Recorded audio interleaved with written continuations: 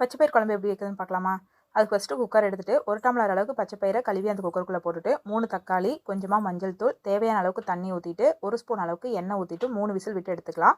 பருப்பு வெந்ததுக்கப்புறமா இந்த பருப்பு தனியாக எடுத்து வச்சுட்டு இன்னொரு பாத்திரத்தை வச்சுட்டு தேவையான அளவுக்கு எண்ணெய், கொஞ்சமாக கடுகு, 1/2 ஸ்பூன் அளவுக்கு கடலைப்பருப்பு, 1 கைப்பிடி அளவுக்கு சின்ன வெங்காயம், 10 பல் பூண்டு, இது கூட 2 பச்சை மிளகா, 2 வரமிளகா, கொஞ்சமாக கருவேப்பிலை, 1 ஸ்பூன் அளவுக்கு சீரகம், 10 நம்பர் கொத்தமல்லியும் போட்டுட்டு வேக வச்ச பச்சைப்பயிரையும் இதில் ஊற்றிக்கலாம்.